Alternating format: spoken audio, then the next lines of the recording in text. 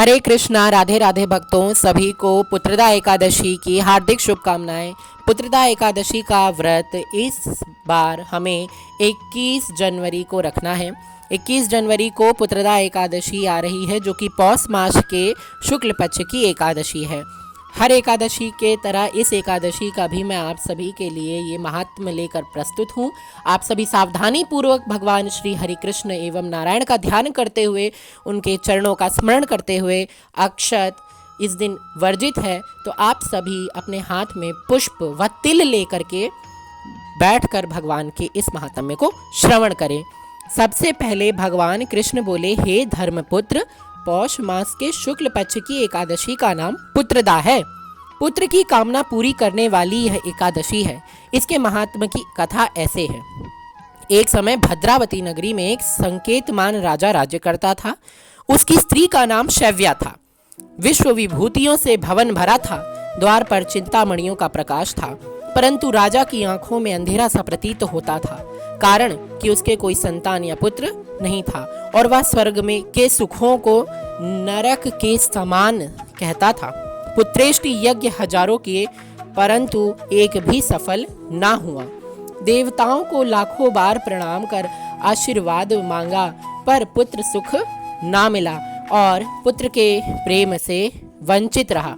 बेचारा हार गया और मन में बुरे बुरे विचार करने लगा कि अब मैं क्या करूं, विष खा लूं या मर जाऊं और उसके बाद प्रेत बन के घूमूं तो अच्छा है। परंतु यह चिंता नहीं, फिर विचार करने लगा कि आत्मघात व अपने आप के प्रति ऐसा भाव रखना और मृत्यु को अपना लेना ये भी महापाप है। इस चिंता से छूटने का उपाय वन वनस्पतियों से जाकर पूछूं तो वो मेरा जरूर मार्गदर्शन करेंगे। घोड़े पर सवार होकर वन विहार करने लगा।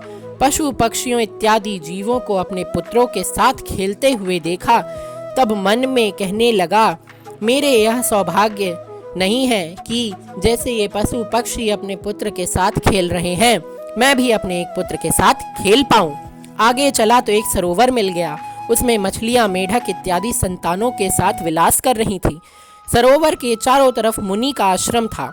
राजा घोड़े से उतरकर मुनि की शरण में गया और प्रणाम करके पूछा कि हे मुनिराज, आप कौन हैं?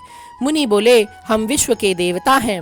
इस सरोवर को पतित पावन समझकर स्नान के लिए आए हैं। आज पुत्रदा एकादशी का पर्व है, जो पुत्र की इच्छा पूर्ण करती है। राजा बोला, क्या यह दिव्य फल मुझे भी प्राप्त होगा? क्या इस व्रत करने से यह सुख मुझे मिलेगा? विश्वदेव बोले, हमारी बात सत्य ही होती है, परीक्षा करके देख लो।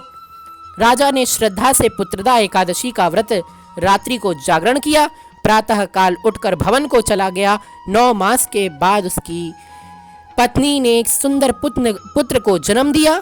राजा के दिल को धैर्य व शांति प्राप्त हुई। पितृ भी प्रसन्न हो गए और जो व्यक्ति इस कथा को सुनता है और प्रभु का ध्यान करता है, उसके जो पितृ हैं उन्हें स्वर्ग की प्राप्ति होती है।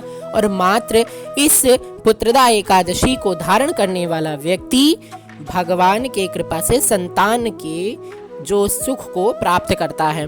आपको मैं बता दूं कि इस दिन आपको विशेष तौर गाय के दुग्ध से भगवान श्री शालिग्राम या विष्णु के किसी भी स्वरूप या प्रतिरूप का स्नान कराना चाहिए और वही दुग्ध का पान आपको अपने परिवार सहित करना चाहिए, जिससे आपको यह सुख की प्राप्ति हो।